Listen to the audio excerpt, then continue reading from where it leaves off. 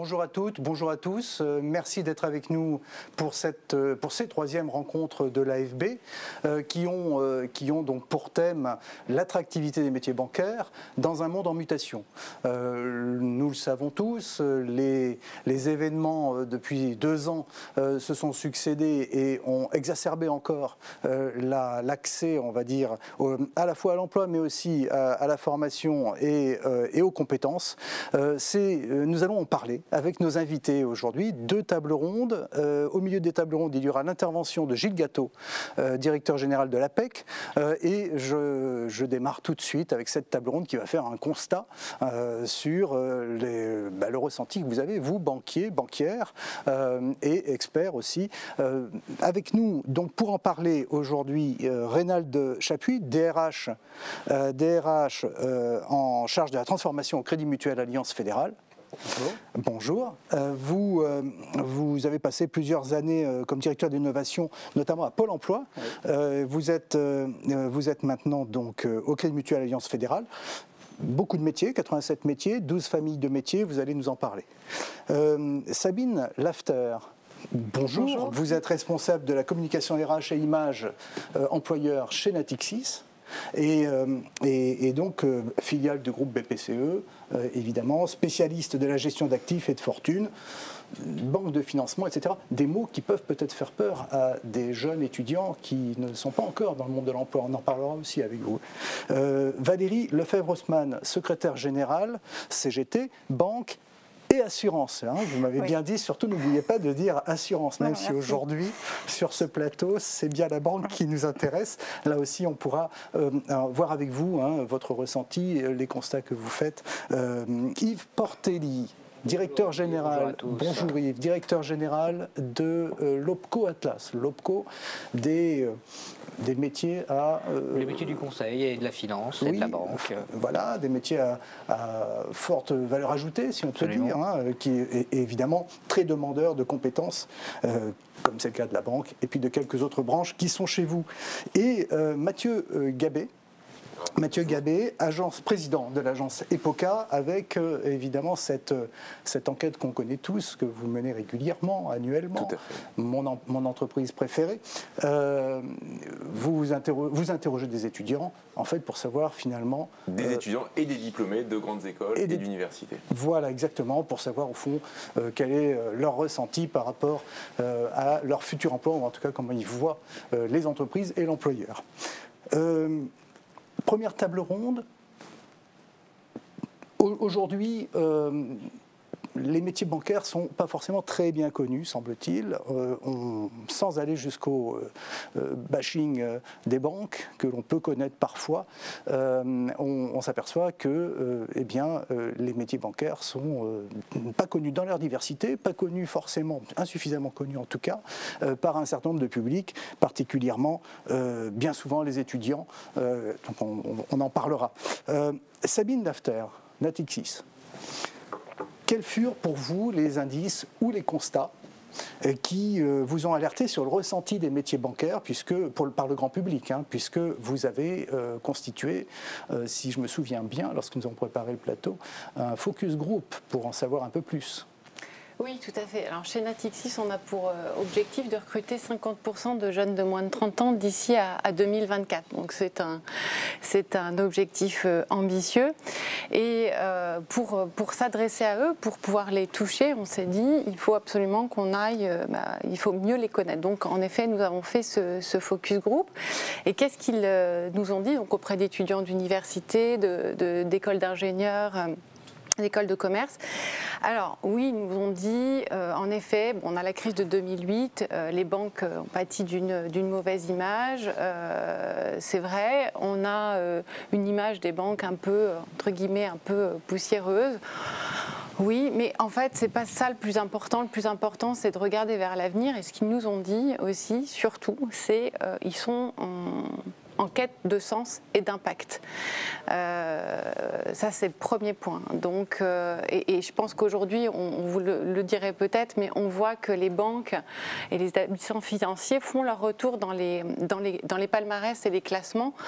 Par exemple, Natixis est 10e du classement Glassdoor des entreprises préférées des Français. Voilà, donc tout ça pour dire que je pense que le monde est en train de changer et l'image des banques auprès des jeunes est en train de changer. Une chose importante aussi qu'ils nous ont dite, c'est la génération que j'appelle anti-bullshit. C'est-à-dire qu'ils sont hyper rodés aux ficelles, aux grosses ficelles, si je puis dire, de communication que les entreprises utilisent pour s'adresser à elles. Et ce qu'ils nous ont dit, c'est du bullshit, c'est du bullshit, c'est du bullshit. Donc quand nous, ce qui nous intéresse, c'est avoir de l'impact, avoir un job et rejoindre une entreprise engagée, je pense qu'on va en reparler. Et 3, savoir ce qui se passe vraiment dans l'entreprise. Donc on veut savoir voilà, quelle est la réalité des jobs à l'intérieur. Vous disiez on veut leur faire découvrir les coulisses de l'entreprise. Vous pouvez nous en dire un peu plus? C'est quoi les coulisses de l'entreprise? Alors les coulisses de l'entreprise, c'est en fait suivre au jour le jour des collaborateurs dans la vraie vie. Donc par exemple, on a réalisé des portraits avec des journalistes, j'allais dire des vrais journalistes, des journalistes du monde audiovisuel on a suivi des talents dans leur vie professionnelle et dans leur vie privée. Et on s'est aperçu que ces jeunes qui sont particulièrement engagés, je pense notamment à Amandine, qui était spécialiste, enfin très engagée dans le microcrédit, qui est Green Captain chez nous, et qui du coup, à la fois on la voit engagée dans sa vie personnelle et engagée dans sa vie professionnelle. On l'a suivie dans la réalité de sa vie, au bureau et à la maison. Et comment dire, c'est vraiment dans l'idée de répondre à cette quête d'authenticité, de transparence sur laquelle les jeunes nous interpellent, et on a eu un impact très fort avec cette campagne puisque voilà, ça nous permettait de montrer vraiment la réalité de l'intérieur. Alors Mathieu Gabé, finalement les jeunes, c'est ce qu'ils attendent, connaître les coulisses de l'entreprise avant même d'y entrer? En tout cas, ça les aide à faire leur choix parce qu'ils ont du mal à matérialiser ce qu'il y a derrière. Mais si on revient un petit peu plus en amont, donc cette étude qu'on fait avec Harris Interactive depuis 9 ans, des entreprises préférées des étudiants et des jeunes diplômés, qui est fait auprès d'un panel représentatif de jeunes jusqu'à une dizaine d'années, des 20-30 ans des grandes écoles et universités, nous apporte beaucoup d'enseignements. Le premier enseignement, c'est que les évolutions sont très lentes. Il n'y a que les journalistes qui sont persuadés que les choses changent d'un jour au lendemain. On est plutôt dans des évolutions lentes, avec des éléments qui ont été soulignés là, qui sont parfaitement justes, et c'est exactement ces éléments, ces attentes-là que vont avoir les jeunes. C'est des tendances qu'on observe et qu'on voit année après année.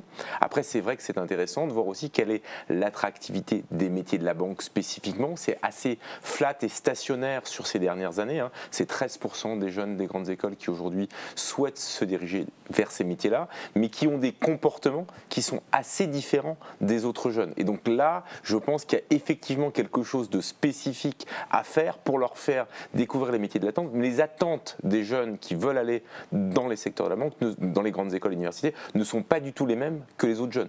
La dimension RSE, par exemple, est beaucoup moins importante. La dimension rémunération est beaucoup plus importante. Ils veulent aller dans la finance. Les écarts sont très importants. On pourrait passer du temps dessus. Ça, c'est le premier élément. Le deuxième élément, c'est que derrière, on est aussi capable de décrypter tout le travail réalisé par les acteurs bancaires en termes de communication, et on voit une corrélation extrêmement forte dans ce qui est fait par une communication vraie et régulière. C'est ça qui va faire la différence pour donner de l'attractivité en tant qu'employeur. Qu'est-ce que c'est une communication vraie?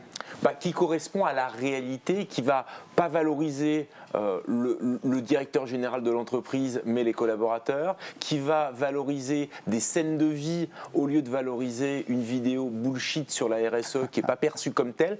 Finalement, l'entreprise a-t-elle besoin de se justifier pour faire ce type de vidéo ou autre? Ça ne veut pas dire qu'il ne faut pas en parler, parce que c'est important, mais qu'il faut être dans une logique de preuve, concrète concrète et surtout d'une régularité dans la communication et dans le lien avec cet écosystème des grandes écoles et universités. D'ailleurs, toutes les entreprises, et là j'élargis de manière globale, qui sont les grands gagnants de cette crise sanitaire sont ceux qui sont restés présents en proximité, qui ont gardé du lien avec ces jeunes des grandes écoles et universités. Et ça, vous le voyez sur la longueur de temps, puisque ça fait donc, comme vous le disiez, plusieurs années. On le voit sur la longueur de temps, sur les 9 ans, mais là c'est très exacerbé parce que la relation a changé finalement avec une digitalisation à outrance et que de l'autre côté, il ne faut pas se voiler la face. Aujourd'hui, on est dans une crise de talent, dans une crise des recrutements qui est absolue, hein.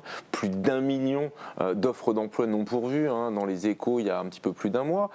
Mais de l'autre côté, il ne faut pas oublier qu'il y a un an, à la même époque, il n'y avait pas une entreprise qui recrutait, et enfin il y en a qui recrutaient, mais en tout cas, personne communiquait vraiment dessus, on n'osait pas trop, on ne savait pas trop où on allait. Donc pendant un an, tout s'est arrêté, tout a repris plus fort que jamais. Certaines entreprises, le meilleur exemple, c'est le secteur de l'audit, qui est un secteur extrêmement peu attractif et qui réussit à avoir des niveaux d'attractivité par les grandes entreprises du secteur de l'audit qui arrivent à rentrer dans le top 10 des entreprises préférées des étudiants et des jeunes diplômés. Donc tout est possible, par contre ça nécessite un travail de fond, ça nécessite un travail de fond qui n'est pas forcément entreprise contre entreprise, mais plutôt finalement de valoriser le secteur, et ce que vous faites sur le secteur de la banque aujourd'hui est particulièrement intéressant. Alors, Yves Portelli, ce qui vient d'être dit, en fait, vous en tant que OPCO de la banque, et pas seulement, mais aussi de la banque, et puis de toutes les branches banques, puisqu'il n'y a pas que l'AFB, on est bien d'accord. Il n'y a pas de vidéo bullshit quand même sur nos métiers. Non, il n'y a pas de vidéo bullshit. L'OPCO, son boulot pour les 5 branches, c'est d'abord de valoriser ces métiers. Pourquoi? Parce qu'un jeune, aujourd'hui, quand il arrive en train de chercher son orientation, il a besoin, comme vous disiez en amont, de choses vraies. Il a besoin de ne pas se tromper et il a besoin d'être le plus renseigné possible. Ils vont aujourd'hui, les jeunes, chercher le maximum d'informations où ils peuvent la trouver. Donc l'objectif, c'est de faciliter pour ces jeunes cette information et qu'elle soit en effet le moins bullshit possible.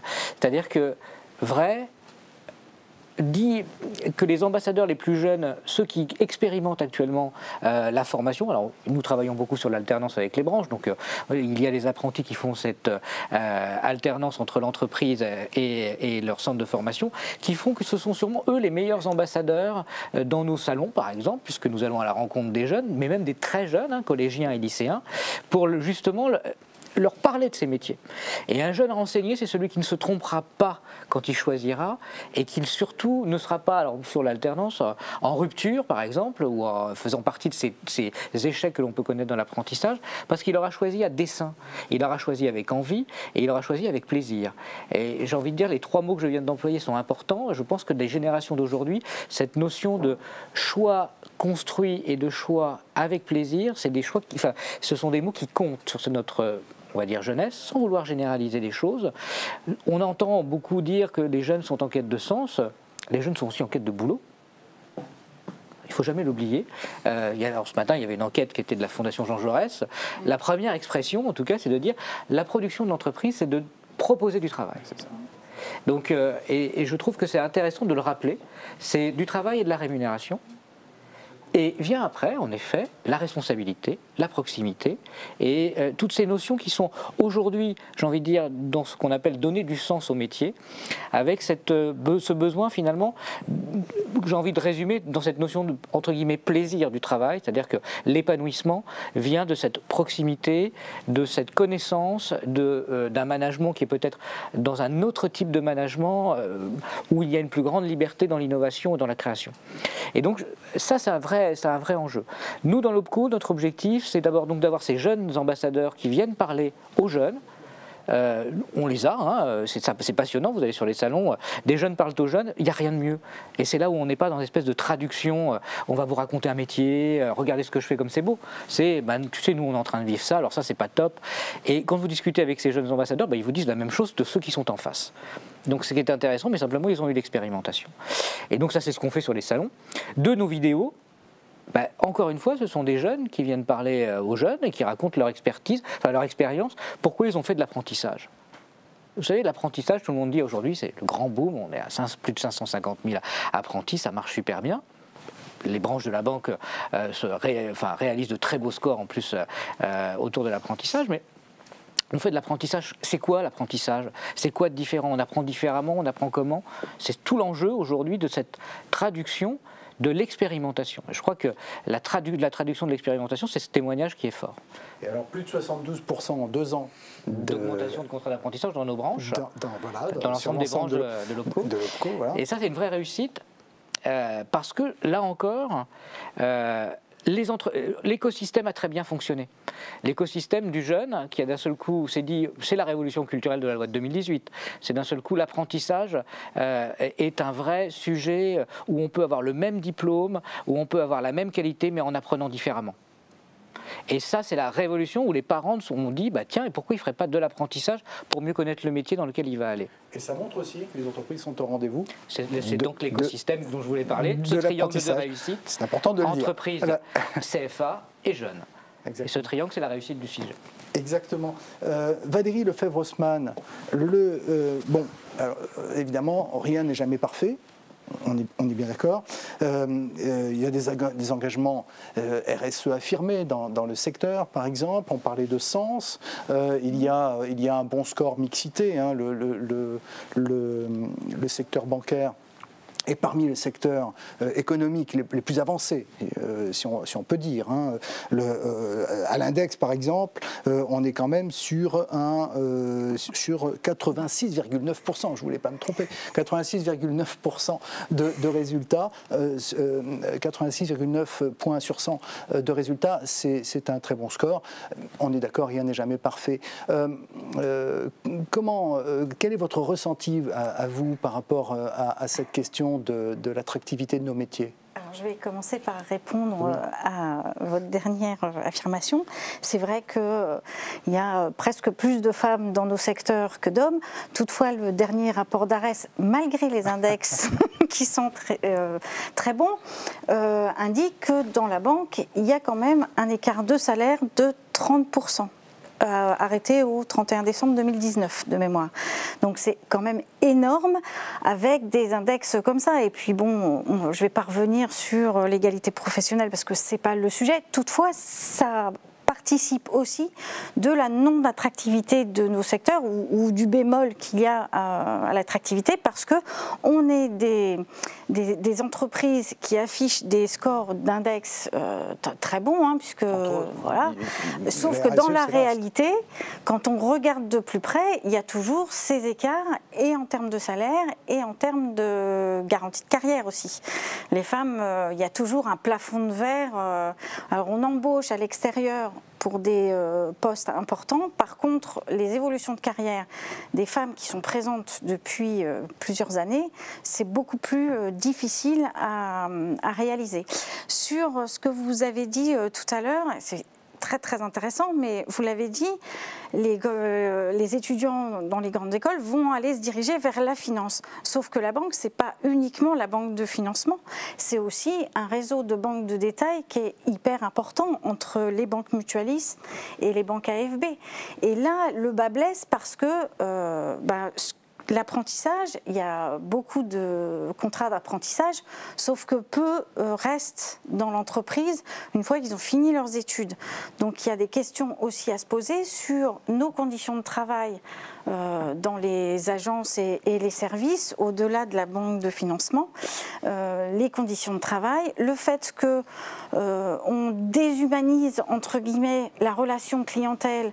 Alors on n'est pas contre l'évolution des méthodes avec les nouvelles technologies, c'est pas ça, mais on a déshumanisé la relation entre le conseiller et l'usager et les clients, et donc ça aussi, ça participe parce que les étudiants sont aussi clients des banques, puisque ils ont des parents qui ont des comptes et que tout le monde est obligé d'avoir un compte pour avoir ses revenus. Donc ils voient bien la relation qu'il y a aussi de leurs parents avec leur banque. Et ça aussi, ça participe. Alors Ronald Chapuis, Crédit Mutuel Alliance Fédérale, vos jeunes, vous les gardez ou pas? Alors les jeunes, non seulement les gardent, mais j'ai envie de dire, ils ont en fait au sein des métiers, vous parliez tout à l'heure de 12 familles de métiers, 87 métiers, on est un groupe en fait qui proposons, on va dire, un panorama, on va dire, à la fois des métiers, mais aussi des évolutions professionnelles au sein du groupe qui sont assez considérables. On va dire le cas typique en fait chez nous, c'est évidemment d'évoluer dans la banque, de chargé de clientèle particulier, de passer effectivement vers l'entreprise, le professionnel, éventuellement le patrimonial, la finance. En tout cas, on a une approche dès le démarrage assez fortement de qualification professionnelle, de certification professionnelle tout au long du parcours pro, avec d'ailleurs une volonté sur la question évidemment de la féminisation des emplois, aussi bien sûr de nous assurer, de garantir que cette évolution elle est non genrée. Donc c'est vrai que le sujet, pour reprendre tout à l'heure, la réalité de ce métier, je pense que les jeunes aujourd'hui ils veulent savoir derrière la vitrine bancaire ce qui s'y passe. Donc ça, je pense que les meilleurs pour en parler, en fait, c'est les salariés eux-mêmes, c'est-à-dire des salariés qui en parlent. La chance dans le mutualisme, c'est aussi qu'on a des élus qui peuvent en parler.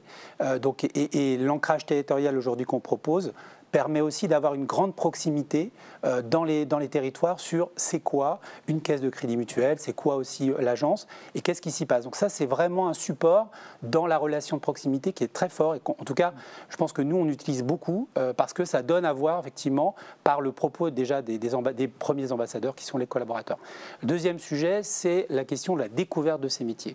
Donc ça passe chez nous par une approche du stage, donc dès la troisième, on a fait plusieurs milliers de stages l'année dernière. C'est un vrai levier déjà, alors c'est un peu plus tôt que l'étude EPOCA, mais c'est important en fait de parler déjà dans la scolarité très tôt de ces métiers pour aussi avoir une autre représentation, même s'ils sont bancarisés chez nous, de ce qui s'y passe en y passant effectivement ces 2-3 jours chez nous.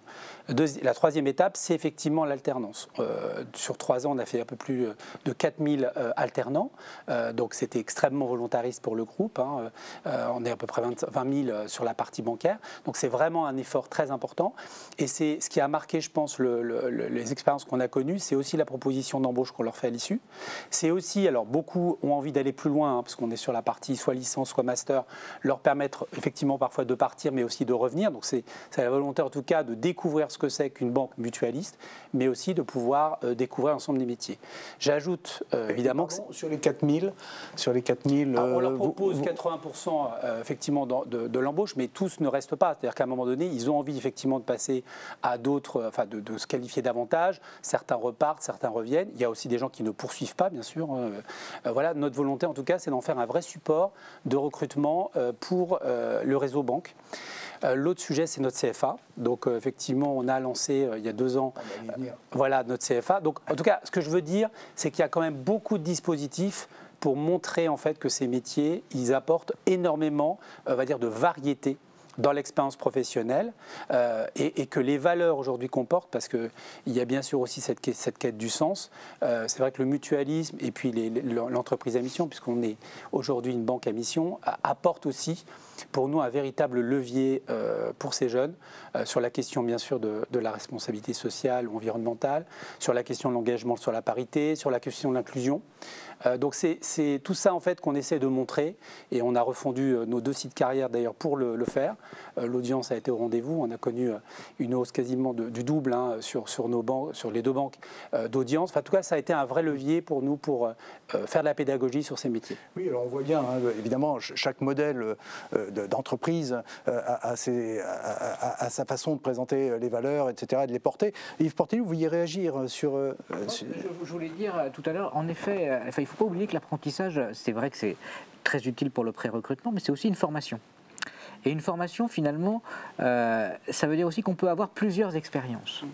Et c'est ça aussi qu'il faut avoir en tête. C'est-à-dire qu'un jeune, il a envie d'expérimenter. Je n'ai pas envie d'être je n'ai pas envie de généraliser encore une fois, mais globalement, on a peut-être envie de rentrer dans une entreprise à la fin de son contrat d'apprentissage, mais on a peut-être envie d'aller dans une autre entreprise pour connaître aussi d'autres expériences, d'autres métiers. Et je pense que ce n'est pas un échec pour l'entreprise. C'est qu'elle a à la fois un rôle de pré-recrutement, mais elle a un rôle de formatrice. Et l'apprentissage, il ne faut jamais oublier que le CFA, il forme, mais l'entreprise, il forme. C'est ça la particularité de l'apprentissage. Et il apporte des compétences aussi. Donc voilà, j'ai envie de dire, et puis peut-être qu'il quitte une banque, mais qu'il va aller dans une autre banque. Donc c'est ça aussi qu'il faut qu'on arrive un jour à mesurer clairement. C'est-à-dire que globalement, le secteur peut avoir formé des apprentis, mais peut avoir formé des apprentis peut-être qui vont dans une banque, mais qui n'est peut-être pas la banque dans laquelle ils ont fait leur apprentissage. Et c'est ça l'enjeu, c'est finalement, est-ce qu'on a servi les branches de la banque à travers cet investissement dans l'apprentissage. Sabine Lafter, comment on parle aux jeunes de gestion d'actifs, gestion de fortune, banque de financement, d'investissement? Comment on fait pour leur montrer tout l'intérêt de ces termes, toute leur richesse? Oui, je pense qu'on a le sujet qu'on a tous autant que nous sommes, c'est vraiment de montrer que le terrain de jeu, on a une vraie diversité des métiers donc dans le domaine de la banque et de l'assurance, et le terrain de jeu est immense. Et je pense qu'on a vraiment pour défi, tous ensemble, collectif, de montrer cette diversité. Je pense aux métiers de la tech, je pense aux métiers de la data, je pense aux métiers, bien sûr, de la RSE. Une fois que les jeunes découvrent en fait l'intérieur et la diversité de nos métiers, le terrain de jeu, il est sans limite. Et ça, je pense que c'est vraiment important, parce que c'est, pour le coup, je pense que c'est une image dont ils n'ont pas forcément conscience. Et puis le deuxième point, il y a votre étude, je crois, l'a montré, hein, Epocam, il y a une attente extrêmement forte aujourd'hui. Alors c'est vrai pour la banque de financement, d'investissement, pour la gestion d'actifs, où souvent on se dit on va beaucoup travailler. Ce qui est important de montrer, 67%, je crois, des répondants à votre étude disent le premier facteur d'attractivité, ou celui qui est devenu le plus important, c'est l'équilibre entre vie pro et vie perso, et la flexibilité. Et ça, c'est vraiment un élément sur lequel il faut qu'on puisse montrer qu'on peut à la fois avoir un impact, on peut s'épanouir dans son travail, ne pas passer sa vie à faire des slides, très important. On peut donner du sens à son travail parce qu'on rejoint une entreprise engagée, et en plus on va pouvoir avoir un équilibre entre vie pro et vie perso et se sentir respecté. L'enquête dont vous parliez ce matin, que j'ai lue aussi attentivement, était très intéressante. Elle montrait que oui, la rémunération, c'était le nerf de la guerre, voilà, mais il n'y avait pas que ça. Et qu'ensuite, l'idée de un jeune aujourd'hui, ou même mais surtout les jeunes, en l'occurrence c'est les jeunes, ils veulent se sentir respectés dans l'entreprise. C'était intéressant d'ailleurs ce matin. C'est que pardon, il y avait juste ce sentiment, ce que vous disiez, c'est que le sentiment global, c'était en effet le sens est essentiel, mais n'oublions pas ce qu'est l'entreprise au début, qui était, elle est là pour nous donner du travail, elle est là pour nous rémunérer, mais ce que nous voulons en plus aujourd'hui, c'est sa responsabilité, c'est qu'elle s'engage avec nous et qu'elle travaille et qu'elle nous donne des valeurs et que les valeurs soient partagées avec les nôtres. Et donc je crois que c'est vraiment le sujet qui est en train d'embarquer l'ensemble du monde du travail. C'est-à-dire pas uniquement la banque, c'est une tendance globale. De manière globale et générale. Alors après, il faut faire attention aussi à pas trop vulgariser à un moment donné dans les perceptions. Quand on regarde justement ce volet équilibre vie pro, vie perso qu'on suit depuis de longues années, où effectivement il y a une évolution et une attente, et la flexibilité et l'approche de flexibilité me va bien, mais quand on présente les résultats de l'étude, les gens sont souvent surpris quand on leur explique qu'il n'y a que 10% des jeunes qui considèrent qu'aujourd'hui le volet qu'une entreprise valorise le télétravail, c'est un critère clé pour la rejoindre, que 10%. Et qu'aujourd'hui, on a de plus en plus de clients qu'on accompagne dans toute leur stratégie, marque employeur, communication de recrutement, pour justement faire connaître leur métier, ce qui est une vraie difficulté, comme le disait très justement Sabine, parce qu'on ne perçoit pas tout ce qu'il y a derrière tout ça, et faire en sorte justement de les embarquer à l'intérieur de tout ça. Il n'y en a que 10% qui considèrent que ça va être un critère clé. Il y en a qui perdent des candidats parce qu'on considère que l'entreprise est trop en télétravail. Il ne faut pas oublier que ces jeunes, ils sortent de 2 ans où ils ont vécu leur scolarité en téléscolarité. Ils n'ont pas vraiment adoré, autant vous le dire. Et ils rentrent sur le marché du travail, et là on leur explique qu'il va falloir qu'ils restent derrière leur ordinateur pour construire leur réseau. Donc oui, sur ces tendances-là, mais attention, le diable est dans les détails par rapport à la réalité et les attentes qu'il peut y avoir derrière par rapport à ça. Sur le volet travail, j'ai été regarder un petit peu plus précisément, et on pourra à l'occasion en rediscuter plus en détail, sur justement ceux qui disent vouloir travailler dans la banque, et j'ai été effarés de voir leur niveau et leur capacité à vouloir travailler. La moyenne aujourd'hui des jeunes des grandes écoles, alors on est sur une population qui est spécifique, hein, je l'entends bien, j'ai regardé cette population-là, qui sont celles et ceux qui aujourd'hui sont les managers et les dirigeants. Oui, mais il n'y a pas que les jeunes qui font un bac plus 5, on a aussi besoin de jeunes qui sont en apprentissage de bac plus 2, qui sont dans la banque de réseau, etc. La moyenne, ils nous disent, ces jeunes, être prêts à travailler 45,6 heures en moyenne par semaine. Et on est déjà assez loin des 35 heures. Bref. Dans la banque, 53,2. 8 heures de plus. Donc, attention, vous avez aussi des populations qui sont prêtes à s'engager très fortement, à s'investir dans votre entreprise et qui ne sont pas juste là pour gérer, je caricature volontairement, leur équilibre vie pro, vie perso.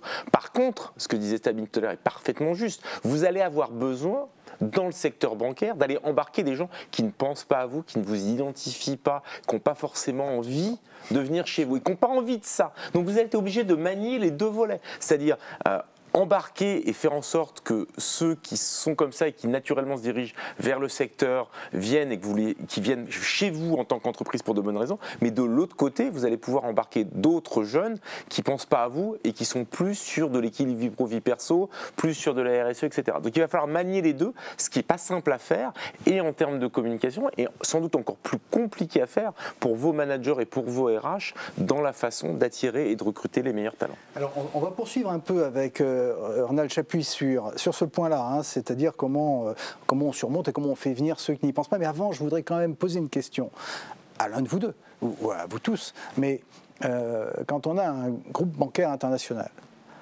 est-ce que la question se pose de la même façon des deux côtés de l'Atlantique ? Oui, c'est une bonne question. Moi, je vous dirais oui. En fait, nous constatons les mêmes attentes. En fait, en un, nous avons la rémunération. En deux, on a... Ce qui est très bancaire quand même, hein, parce que quand on regarde dans les autres secteurs, la rémunération arrive beaucoup, beaucoup plus loin.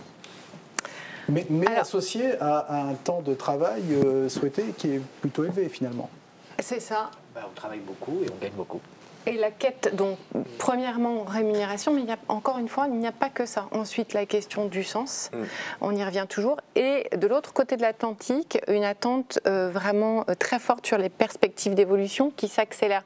En fait, aujourd'hui, en particulier les jeunes sont en attente ils nous disent, qu'est-ce que vous me proposez ? Ok, je rentre chez vous, mais on ne peut plus leur dire, dans 5 ans, si ça va bien, tu feras ceci, tu feras cela. Ils seront partis dans 5 ans. Ça, c'est très clair. Donc, maintenant, c'est... En France, hein, dans l'étude sur le volet des évolutions, on observe exactement la même chose. On observe aussi une surpondération des jeunes qui veulent travailler dans le secteur bancaire sur le fait de travailler à l'international. Mais par contre, une sous-attente assez forte sur le volet RSE. Même si ça correspond à une tendance sociétale globale par ailleurs. Ouais. Après, il y a une petite évolution par rapport à ça. Avant, on pouvait proposer des carrières verticales. On voit que l'horizontal est en train de se mettre en œuvre aujourd'hui. En gros, j'ai mon expertise qui commence à aller... Je vais chercher de l'expertise dans d'autres métiers. Et c'est ça, la chance des métiers de la banque, c'est la diversité. Et donc, on offre une panel de compétences et ça les intéresse, globalement. C'est que je peux rentrer par un biais, mais je peux trouver tout au long de la vie, par une formation, une compétence acquise, justement, quelque chose de neuf. Et voilà, on change du système pyramidal vers un système beaucoup plus horizontal. Et je reviens sur le côté, la localisation et la proximité qui reste aussi, je ne parle pas spécialement des grandes écoles, mais je veux dire que la proximité, on est sur du bac plus 2, bac plus 3. Là, la notion de proximité, du côté local, c'est quelque chose de très important. Et cette attente de localisation, de proximité, c'est un critère de choix important pour les jeunes des grandes écoles et universités, totalement aussi. Alors, revenons un instant. Ronald Chapuis, comment on a un peu digressé, mais c'était vraiment dans évidemment l'esprit de ce qu'on cherche à savoir, au fond, comment ça se passe. Mais comment vous faites concrètement pour aller chercher ceux qui ne pensent pas spontanément à la banque ? Alors déjà, sur un territoire en proximité, dans des communes souvent assez petites, l'objectif c'est quand même aussi d'être d'abord présent, d'aller à la rencontre des jeunes, encore une fois d'utiliser aussi les élus, qui sont des véritables, les élus, les sociétaires, qui sont des véritables relais pour une banque mutualiste. Le deuxième sujet, c'est évidemment notre action vers les jeunes, c'est-à-dire il faut vraiment aller vers eux, dans les écoles. Donc l'approche campus managing, entre guillemets, fonctionne plutôt bien. Troisième levier, c'est vraiment les partenaires. C'est de ne pas hésiter effectivement aussi à s'appuyer. Donc on a par exemple sur l'alternance et dans une volonté aussi d'inclusion de jeunes parfois très éloignés alors de l'emploi, non pas parce qu'ils ne sont pas diplômés, mais plutôt parce qu'ils sont soit issus des quartiers prioritaires de la ville, soit au contraire sur des communes très rurales. Vraiment privilégier finalement une action très volontariste, donc avec Pôle emploi, avec les missions locales. Voilà, exactement. Donc l'idée, ça a toujours été de dire on doit, dans le cadre de notre recrutement, d'alternants, donc les 4000, avoir une part significative, c'est 25%, de jeunes qui sont en fait plutôt éloignés de l'emploi, non pas par la problématique de qualification, mais plutôt par la question géographique. Et donc cette approche-là, qui a été payante, puisqu'on a dépassé en fait cet objectif, au-delà des 25%, c'est vraiment une manière aussi d'abord de leur faire découvrir un métier, de leur offrir l'accès, mais aussi de les fidéliser. Dans la mesure effectivement où on a cet engagement social très fort, ça aussi apporte une forme de diversité dans les recrutements. On parlait des talents, des Bac+5, etc. On en a évidemment, parce qu'on a de la banque de finance, on fait de l'international, mais c'est aussi effectivement de combiner des profils différents avec du coup des perspectives aussi d'évolution. C'est ce que je disais tout à l'heure, la capacité qu'on a et qui est quand même assez puissante de faire progresser des gens aussi en interne avec de véritables parcours de qualification par des étapes successives. Un chargé de clientèle, en 8-10 ans, il peut vraiment changer 3 fois de métier. Ça, c'est vraiment une force, je pense. Et donc, cette attractivité, à la fois par le sens, par la proximité, par l'inclusion, etc., on va la mettre à disposition aussi demain dans notre CFA. Donc, notre CFA, on pilote aussi maintenant, depuis 2 ans, la question d'ailleurs de l'inclusion aussi. On va chercher aussi des jeunes issus des quartiers et des communes rurales. On va travailler, donc on travaille sur 4 universités aujourd'hui. On va probablement atteindre les 200 personnes l'année prochaine en termes de certification, master et puis licence. Et l'objectif qu'on a, c'est vraiment aussi d'accéder demain à nos formations par une e-licence qui permettra d'accéder à nos métiers pour des gens éloignés, pour des gens aussi qui ont des problématiques de mobilité ou de handicap. Donc l'idée, c'est vraiment d'aller jusque-là pour être le plus en proximité possible avec des publics finalement différents qui répondent bien aussi à notre culture, à notre enjeu collectif. Voilà. Valérie Lefebvre-Haussmann, quand vous entendez finalement tous ces témoignages, là aussi du terrain, qu'est-ce que ça peut vous inspirer? Alors pour le coup, en termes de dialogue social aussi, autour de cette question-là, les organisations syndicales siègent également au sein de l'OPCO, dans les instances de gouvernance. Il nous semble un travail qui se construit de façon collective. Comment vous le ressentez? Oui, on en parlait tout à l'heure. La question de l'OPCO, pour nous, on y investit largement à la CGT, comme toutes les autres organisations syndicales d'ailleurs. Beaucoup de réunions à l'OPCO. Oui. Après, la difficulté qu'il y a, c'est pas entre l'OPCO et les entreprises, c'est plus l'accès à la formation des salariés qui sont en place. On fait énormément de choses pour les jeunes et c'est tant mieux. Toutefois, il y a aussi une partie de la population dans les entreprises bancaires qui sont plus anciens et c'est là où il y a plus de difficultés. Comme vous l'avez dit tout à l'heure, il y a eu une époque, ça commence à changer, où on nous disait que pour évoluer dans l'entreprise, il fallait choisir le schéma qui était identifié dans l'entreprise comme tel. En agence, on passait de conseiller financier, etc., pro, directeur d'agence, mais il fallait rester dans le canal qui était fixé par l'entreprise. Et même avant, on avait envie de faire autre chose.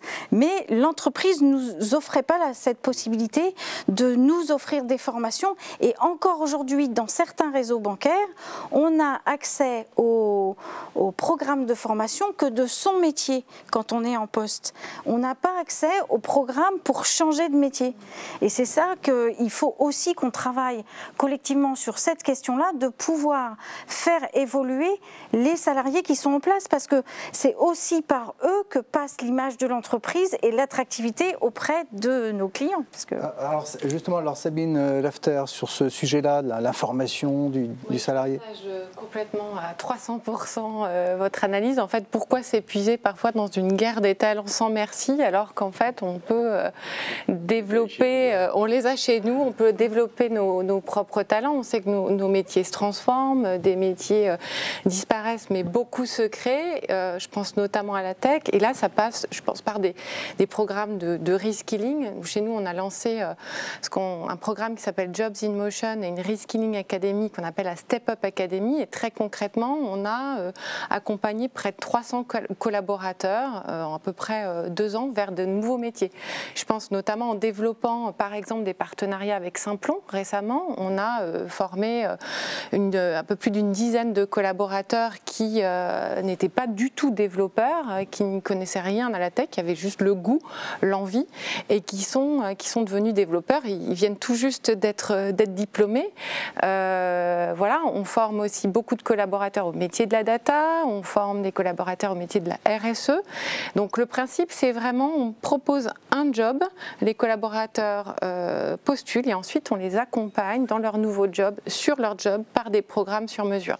C'est absolument formidable et je pense que c'est l'avenir en fait. C'est bien pour les collaborateurs, mais c'est bien aussi pour faire venir, parce que l'attente des jeunes de manière générale, c'est aussi d'avoir des entreprises qui soient accompagnantes dans le développement, dans la formation. Ça fait vraiment partie des critères clés par rapport à ça, et donc c'est un double gain. Par rapport à ce que disait Ronald tout à l'heure, je voudrais réinsister sur le volet ambassadoriat, campus management, qu'il signifiait comme étant quelque chose d'important. Aujourd'hui, ce qu'on observe, c'est que très clairement, tout ce qui va être étudiant relais au sein des écoles et universités, tout ce qui va être, ou Bac+2, tout ce qui va être campus manager, donc collaborateurs de l'entreprise, ambassadeurs, qui vont aller au cœur des établissements, au cœur des lycées pour parler de leur métier. Tout ce qui va être ambassadoriat digital va être absolument clé pour travailler l'image, le bouche à oreille, la réputation, la connaissance. Et c'est ça qui va faire le plus la différence. C'est le canal sur lequel vous avez la possibilité de jouer et qui va faire la différence. Alors oui, il faudra continuer à être présent sur des job boards, oui, il faut continuer à animer ses réseaux sociaux, etc. Mais si vous voulez faire la différence, cet ambassadoriat au sens large, et je pourrais rajouter aussi les alumni, c'est-à-dire les anciens des écoles, des universités, des Bac+2, qui vont eux-mêmes faire de la promotion au sein de leurs établissements, vous allez faire la différence. Et puis sur le volet de l'inclusion, c'est aussi des sujets qui sont très attendus. Donc c'est super de pouvoir former avec Simplon ses collaborateurs, mais c'est aussi génial de pouvoir s'intégrer dans des programmes sur le handicap, sur l'inclusion économique, sur la parité, et de faire en sorte d'embarquer ses collaborateurs et de s'en servir aussi de façon réelle pour sa communication employeur, et idéalement aussi dans une communication employeur sectorielle. Vous en parlez tous beaucoup, mais moi je suis souvent navré de voir qu'il y a une compétition trop forte entre entreprises, alors que vous devriez aussi allier vos forces. D'ailleurs, peut-être que l'OPCO pourrait être à l'origine de tout ça, de pouvoir porter tout ça beaucoup plus fort. Peut-être, je ne sais pas. On va en parler, je vous assure, sur la table ronde. Je préfère tout de suite le signifier. Yves Portelli voulait réagir. Oui, en effet, l'OPCO, c'est de la chance qu'on a, c'est qu'aujourd'hui, on a une filière banque qui existe, qui est forte, qui comprend l'AFB, les banques mutualistes, les marchés financiers. Et cet ensemble-là forme aujourd'hui quelque chose qu'on a arrivé à rendre unique à travers un site internet qui s'appelle J'investis l'avenir, où justement on fait parler des rôles modèles, on fait parler des jeunes, où il y a des parcours d'orientation, il y a des découvertes de métiers. Donc on n'est pas dans cette concurrence. C'est que nous avons réuni l'ensemble de ces 5 branches de l'OPCO autour de ce site. J'ai envie de reprendre une autre idée qui va être développée cette année, et pour reprendre votre idée Mathieu, c'est les fameuses journées d'orientation et de l'alternance. Les JOA, on a inventé ça il y a à peu près 1 an et demi, c'était en Bretagne, on était un peu isolés, d'un seul coup on se dit, il y avait des employeurs qui disaient, on va aller parler de nos métiers. c'était ceux des bureaux d'études. Ils ont dit bah, tiens, on va parler de nos métiers, et puis on voudrait aller dans les collèges, et puis on voudrait aller dans les lycées. Puis on a lancé l'opération en Bretagne. C'était l'année dernière. Cette année, on a ouvert pour les bureaux d'études. Tout ça, toute la France a été ouverte. Ça marche du feu de Dieu. On va ouvrir à toutes les branches l'année prochaine, c'est-à-dire que l'année prochaine, dans toutes les régions, dans tous les lycées, des entreprises vont venir parler des métiers, faire expérimenter les jeunes autour de projets sur ces métiers. Et donc l'idée, c'est vraiment d'aller en proximité. Moi, l'avenir, c'est proximité, territoire. Je crois profondément, je pense qu'on est tous dans le cadre de cette stratégie-là. Il faut aller au contact, il faut rencontrer les gens, parler sincèrement. Je crois que c'est ce que vous vouliez dire tout à l'heure, hein. C'est la sincérité, c'est-à-dire que je n'ai pas besoin d'un engagement, j'ai besoin de la preuve de l'engagement. Et je crois que c'est ça. Et donc le fait que ce soit des personnes, des métiers qui parlent, ils ont en plus la manière de transférer leur passion du métier. Alors ce qu'on voit, c'est qu'effectivement, avec vos témoignages, et merci, mais c'est que évidemment ça, on l'expérimente déjà et on voit que ça fonctionne en fait, hein. Donc là maintenant, il faut développer, en fait, c'est ce que j'entends. Peut-être de façon encore plus globale. Yves, vous parliez de filières, etc. Mais c'est ce qu'on est en train de faire. On va trouver un nom un peu plus sympa. Joie, c'est pas mal, Joie. Je vois passer. Je vous rappelle, je fais le gardien du temps aussi, parce que là, je crois qu'on a un petit peu dépassé déjà. Simplement, je voulais citer, puisqu'on parlait de ça quand même, l'opération de la FBF, hein, un banquier dans ma classe. Voilà. Aussi, ce que font un certain nombre de banques, je ne vais pas les citer, mais on le sait. Notamment, on passe des partenariats avec des académies, avec des rectorats. Hein, donc, voilà.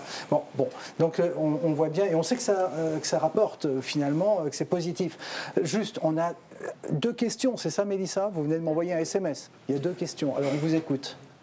Alors elle s'adresse à tous les intervenants.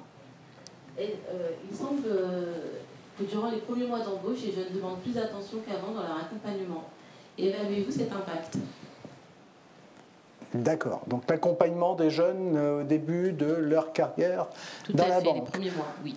Alors je ne sais pas, qui veut répondre? Est-ce qu'il y a une attention particulière, nouvelle? Je ne sais pas s'il y a une attention particulière nouvelle, il y a toujours eu cette attention-là. Par contre, que ce soit les anciens qui encadrent et qui aident les jeunes dans le cadre de l'alternance ou les jeunes, on est d'un côté comme de l'autre, beaucoup plus demandeurs de temps pour pouvoir se dégager du temps et accompagner le collègue. Ça fait des années qu'on demande, mais là, ça prend des proportions un peu plus importantes. Peut-être aussi que le développement des nouvelles technologies et la période de Covid, où on est resté à la maison enfermé entre 4 murs, nous fait prendre conscience que les relations humaines, il n'y a rien de mieux. Oui, je pense que c'est ce que disait tout à l'heure Mathieu, et ce que vous dites est vrai, c'est-à-dire la période, on va dire, qu'on a vécue pour les jeunes qui sont rentrés en alternance a évidemment été compliquée, y compris d'ailleurs pour les tuteurs, qui les accompagnaient. Enfin voilà, donc c'est une période évidemment qui a été mal vécue. Je pense qu'il faut effectivement être vigilant justement sur les acquis de cette période, sur la question du coût de l'apprentissage, sur éventuellement revenir sur certains éléments s'il y a besoin. Enfin voilà, il faut en tout cas avoir une écoute attentive, je pense, pour ces jeunes qui ont vécu une période effectivement plutôt très difficile. Et la proximité qu'on évoquait tout à l'heure, qu'évoquait Yves, sur le fait de se dire d'aller au cœur des territoires en proximité, rencontrer, c'est aussi effectivement accompagner, intégrer. Tout ce volet onboarding est évidemment essentiel, et ne pas oublier le volet aussi expérientiel digital, qui est un facteur pour un jeune de ne pas postuler dans l'entreprise. Si je mets aujourd'hui 25 minutes à déposer une candidature, je ne vais pas au bout. Alors on peut rigoler de ça, mais aujourd'hui c'est pas aussi simple que ça, et la gestion de la relation, surtout dès qu'il y a des gros volumes de recrutement, il faut vraiment faire attention à toute cette expérience. Ils nous le disent très fortement, globalement, on est dans une génération zapping qui veut aller vite sur ces sujets-là. Donc ne pas perdre de bons candidats, parce qu'on rate finalement, on fait beaucoup de choses, on investit beaucoup en temps, en moyens, etc. Ne pas oublier aussi de travailler cette expérience digitale. Pour illustrer juste, parce que on a une deuxième question après. Juste pour illustrer, donc effectivement par rapport à cette question-là, on avait une déperdition, très importante. On avait une déperdition très importante dans le processus d'injection des candidatures. Hein. On a travaillé ce sujet-là en particulier. On a augmenté de manière très très importante en fait le fait qu'effectivement les jeunes fassent l'effort simplement d'appuyer sur un bouton avec un CV, avec LinkedIn pour venir chez nous. Et en termes d'expérience, ça a été perçu très positivement. C'est des choses parfois assez simples hein, pour finalement aussi attirer. La gestion du message automatique soit derrière et de la façon dont on suit un peu. Quel processus aussi, qu'est-ce qui va se passer derrière, quelles sont les étapes. Très bien. Alors moi, je vous propose qu'on passe tout de suite à la deuxième question, parce que sinon, on va vraiment dépasser le temps imparti. Mélissa, on vous écoute. Sommes-nous trop exigeants en termes d'expérience, de critères de recrutement envers les jeunes candidats? Justement. Ah, nous serions parfois, peut-être, un peu trop exigeants, c'est ça Ça, c'est pour Ronald. Sabine Lafter, oui, non, non, pas spécialement. On a envie qu'ils nous choisissent, donc soyons aussi exigeants avec nous-mêmes et avec ce qu'on leur propose pour attirer les bons talents. Et ensuite, je pense que la question touche aussi à la question de la diversité des talents. Oui, on a besoin, nous aussi, d'attirer des candidats des grandes écoles de commerce, des grandes écoles d'ingénieurs, etc. Mais attention à ne pas reproduire, en fait, à rester dans l'entre-soi. Aujourd'hui, on a besoin d'une vraie diversité des talents et donc on doit pouvoir les sourcer différemment. Voilà, ça c'est... Il y a peut-être des choses à expérimenter aussi. Alors là, ce n'est pas des choses qu'on a forcément fait, mais moi j'entends bien hein, cette question aussi de pouvoir accéder à ces métiers, pas forcément avec la qualification qui va bien sur le papier, etc. Je pense qu'il y a quand même des choses. Alors nous, on l'a montré sur l'inclusion. Il y a des sujets comme la VAE. C'est pas d'ailleurs uniquement des jeunes, ça peut aussi être des seniors. Enfin voilà.